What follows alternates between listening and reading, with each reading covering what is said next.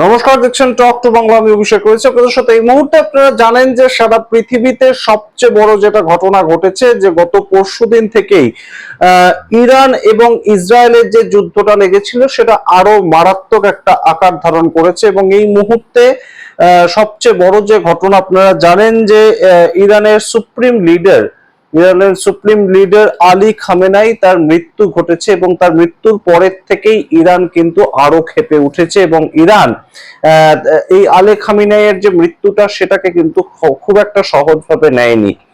America এবং Israel যেটা ভেবেছিল যে কমপ্লিটলি এই আলী খামেনাই, তার বিরুদ্ধে যেহেতু বহু অ্যান্টি ইনকামবেন্সি আছে এবং অবশ্যই সরকার বিরোধিতা, মানুষ রাস্তায় নামছিলেন, কিন্তু আলী খামেনাইয়ের যে সুপ্রিম লিডারের মৃত্যুটা সেটাকে কিন্তু ইরানের সাধারণ আপামর জনতা তারা খুব একটা ভালোভাবে নেয়নি। এবং অবশ্যই ইসরায়েল এবং আমেরিকার ওপর এই মুহূর্তে কিন্তু প্রচন্ড আকারেই একটা বড় সড়ো হামলা তারা করছে। এবং অন্যদিকে আপনারা জানেন গতকাল থেকেই খবর আসছে দুবাই সহ একাধিক যে দেশ রয়েছে সেই দেশগুলোতে কিন্তু পর পর ইরান অ্যাটাক করছে। এবং অবশ্যই এই সামগ্রিক ঘটনাতে কিন্তু আমেরিকার মধ্যে থেকে আমেরিকাতে ডোনাল্ড ট্রাম্পকে কিন্তু কোণঠাসা করা হয়েছে। ঠিক যেমন ভাবে আপনারা জানুন, এই মুহূর্তে আমেরিকার এক্স ভাইস প্রেসিডেন্ট কমলা হ্যারিস তিনি ট্রাম্পের বিরুদ্ধে মারাত্মক বয়ান রেখেছেন। কি বয়ান রেখেছেন আপনাদেরকে পরে বলছি ভিডিওতে।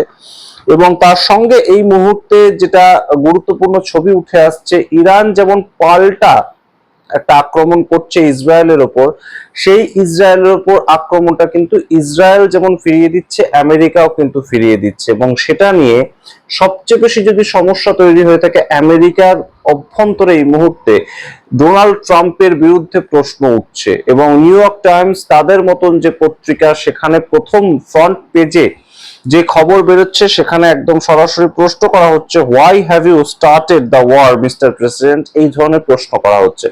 সমস্তটা বিস্তারিত আপনাদেরকে বলবো, ভিডিও দেখাবো। তার আগে অবশ্যই টক টু বাংলা ইউটিউব চ্যানেলটিকে সাবস্ক্রাইব করে দিন। এই ভিডিও স্কিপ না করে দেখুন শেষ পর্যন্ত, আপনাদের বিস্তারিত ব্যাখ্যা আপনাদের দিচ্ছি আমরা এই ভিডিওতে।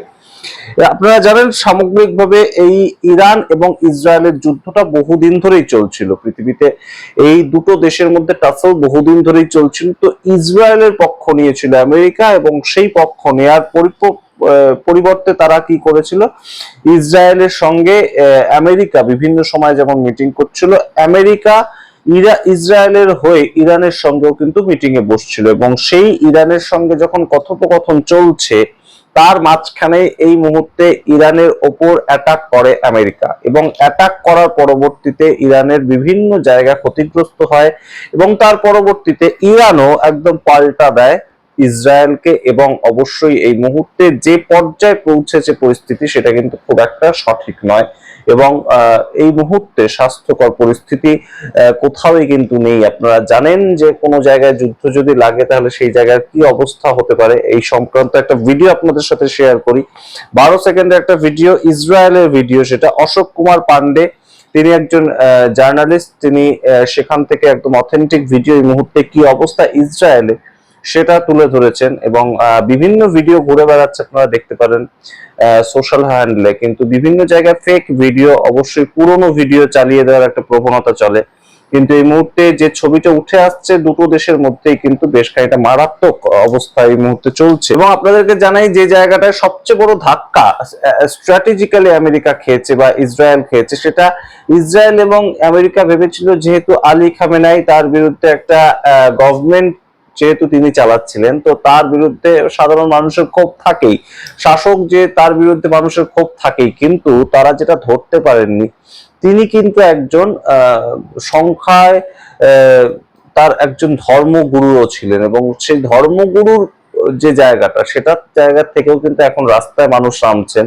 এবং রাস্তায় মানুষ নামছে, আমেরিকা ভেবেছিল রাস্তায় মানুষ নামবে আলী খামেনাইর মৃত্যু হয়ে গেলে, রাস্তায় মানুষ এমনি নেমে যাবে এবং সম্পূর্ণ বিষয়টা আমেরিকার হাতে চলে আসবে, সম্পূর্ণ কন্ট্রোলটা আমেরিকার হাতে চলে আসবে। আমেরিকা কেন এটা করতে চাইছে, তার কারণ ইরানের তেলের যে খনি, সেই তেলের খনিটা তারা সম্পূর্ণ পেতে চাইছে, এটা সহজ হিসেবে। এবং সেই জায়গা থেকে আলী খামেনাইয়ের মৃত্যুটা খুব জরুরি ছিল। তো সেইখান থেকে এই মুহূর্তে কমলা হ্যারিস ছিলেন জো বাইডেনের যে সরকার ছিল, সেই জো বাইডেনের সরকারের তিনি ছিলেন ভাইস প্রেসিডেন্ট। এছাড়াও তার যে পরিচয় সেটা হচ্ছে যে তিনি ডোনাল্ড ট্রাম্পের বিরুদ্ধে এবারে ভোটে পর্যন্ত দাঁড়িয়েছিলেন। তো সেখানে ডোনাল্ড ট্রাম্প জিতে যান এবং কমলা হ্যারিস হেরে যান, কিন্তু তার পরিচয় এই মুহূর্তে তিনি প্রাক্তন উপরাষ্ট্রপতি আমেরিকার, এবং উপরাষ্ট্রপতি পদটা কিন্তু আমেরিকাতে অবশ্যই গুরুত্বপূর্ণ। তার কারণ উপরাষ্ট্রপতি যে কোনো সময় রাষ্ট্রপতির যদি কখনো কিছু হয়ে যায়, তাহলে ইমিডিয়েটলি আমেরিকার সংবিধান অনুযায়ী উপরাষ্ট্রপতি সম্পূর্ণ দেশের কন্ট্রোলটা তার হাতে নেন। সুতরাং কমলা হ্যারিস অত্যন্ত গুরুত্বপূর্ণ কিছু বক্তব্য রেখেছেন। তিনি বলছেন, Donald Trump is dragging the United States into the war the American people do not want. Let me be clear, I am opposed to a regime change war in Iran, and our troops are being put in harm's way for the sake of Trump's war of choice. অর্থাৎ Kamala Harris সরাসরি বলছেন যে এই যে ইরানের উপর অ্যাটাকটা করা হয়েছে, সেক্ষেত্রে সম্পূর্ণভাবে এটা ডোনাল্ড ট্রাম্প একটা লড়াই করবেন, যুদ্ধ করবেন, এটা তার নিজস্ব ব্যক্তিগত চয়েস, এবং তাই জন্য আমাদের যেভাবে ক্ষতি হচ্ছে আমেরিকান পিপল সেটা চায় না। তারপর তার বক্তব্য আরো গুরুত্বপূর্ণ। তিনি বলছেন, this is a dangerous and unnecessary gamble with American life. অর্থাৎ সম্পূর্ণ জুয়া খেলার মতন কাজ করছেন ডোনাল্ড ট্রাম্প, এবং আমেরিকার যে সাধারণ মানুষ তাদের জীবন বিপন্ন হয়ে উঠছে এই যুদ্ধের ফলে। ইরান তো আমেরিকাকেও ছেড়ে কথা বলবে না, তাহলে সেই ক্ষেত্রে এই মুহূর্তে সম্পূর্ণভাবে কিন্তু আমেরিকান লাইফ তারাও রীতিমতন ক্ষতিগ্রস্ত হচ্ছে, এবং তার যে বক্তব্যটা এটা জুয়া খেলছেন ডোনাল্ড ট্রাম্প। এবং তিনি তারপর বলছেন, what we are witnessing is not strength, it is recklessness. একদম সরাসরি তার বক্তব্য, এটাকে শক্তি দেখানো বলে না, এটা রেকলেসনেস, একদম যথেচ্ছাচার করছেন। এবং অবশ্যই কমলা হ্যারিস যেহেতু ডোনাল্ড ট্রাম্পের বিপরীতে দাঁড়িয়ে তিনি পলিটিক্সটা করেন, সেখানে আভ্যন্তরীণ পলিটিক্স, তিনি বলছেন, during the campaign Donald Trump promise to end wars rather than start them.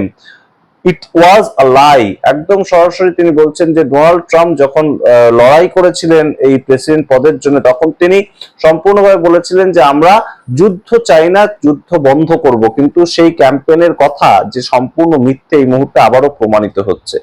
সুতরাং আপনারা বুঝতে পারছেন কমলা হ্যারিসের মতন মানুষ যখন এই কথা বলছেন, এবং তার যে অভিযোগটা, এই ধরনের কোন ধরনের যুদ্ধে যখন আমেরিকা ভেতরে যাবে, যুদ্ধ ঘোষণা করবে, তখন তার আগে আমেরিকার নিয়ম অনুযায়ী, পরম্পরা অনুযায়ী সেখানকার কংগ্রেসের সঙ্গে তাদের কথা বলতে হয়। সেখানকার কংগ্রেস বলতে আমেরিকান যে বিভিন্ন পার্টিগুলো রয়েছে তাদের সঙ্গে কথা বলতে হয়, সেটা অপোজিশন হতে পারে কিংবা একদম শাসক পক্ষ হতে পারে।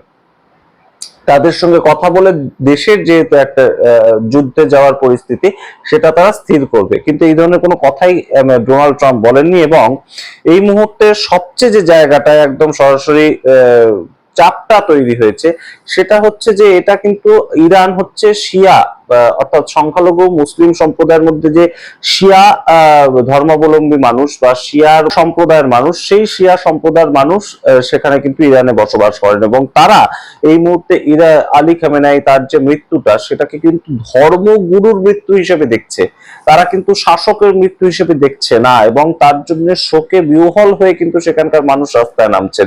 এই জায়গাটা কমপ্লিটলি কোথাও গিয়ে কিন্তু এই খেলাটা আমেরিকা ধরতে পারেনি, এবং আমেরিকা এবং ইসরায়েল ভেবেছিল যেহেতু একটা গভর্নমেন্টের প্রতি সাধারণ মানুষের ক্ষোভ রয়েছে, সেহেতু আলী খামেনাই তিনি মারা গেলে অনেকটাই তাদের পথ প্রশস্ত হয়ে যাবে। কিন্তু কখনোই কিন্তু এই মুহূর্তে ইরানের যে বিরোধী দল রয়েছে, আলী খামেনাইয়ের বিরোধী দল, তারাও কিন্তু যদি উঠে আসতে চায় তাহলেও কিন্তু তাদেরকে এই জায়গাটায় মাথায় রাখতে হবে যে আলী খামেনাই নিজে সুপ্রিম লিডার থাকার পাশাপাশি তিনি একজন রিলিজিয়াস লিডারও ছিলেন, এবং সেটা সাধারণ মানুষের যে আবেগ সেখানে কিন্তু অবশ্যই অবস্থিত ছিল।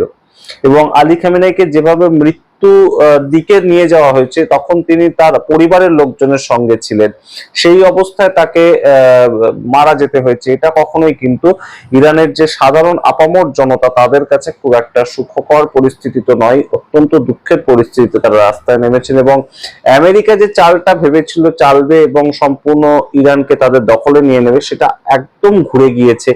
ইরান এই মুহূর্তে সম্পূর্ণ রাশিয়ার সাপোর্ট এবং চীনের সাপোর্ট পাচ্ছে, এবং তার সঙ্গে এই মুহূর্তে ইরান কিন্তু পরপর বম্বিং করছে, সেটা হতে পারে দুবাইতে এবং অন্যান্য আশেপাশের দেশগুলোতে। আপনারা জানেন বুর্জ খলিফা পর্যন্ত আক্রান্ত হয়েছে, এবং অবশ্যই এই মুহূর্তে ইসরায়েল তাদেরকে তছনছ করে দিতে কিন্তু ইরান একদম রীতিমতন চেষ্টা করছে এবং সেই জায়গা থেকে এই মুহূর্তে ডোনাল্ড ট্রাম্প আরো তার সুর চড়াচ্ছেন, কিন্তু ডোনাল্ড ট্রাম্পের বিরুদ্ধেই আমেরিকাতে নিউ ইয়র্ক টাইমস পেপার তাদের ফ্রন্ট পেজে যেমন প্রশ্ন করছে যে কেন এই যুদ্ধ আপনি করলেন মিস্টার প্রেসিডেন্ট, ঠিক তেমন ভাবে কমলা হ্যারিস সেখানকার প্রাক্তন ভাইস প্রেসিডেন্ট তিনিও কিন্তু সরাসরি প্রশ্ন ছুড়ে দিয়েছেন।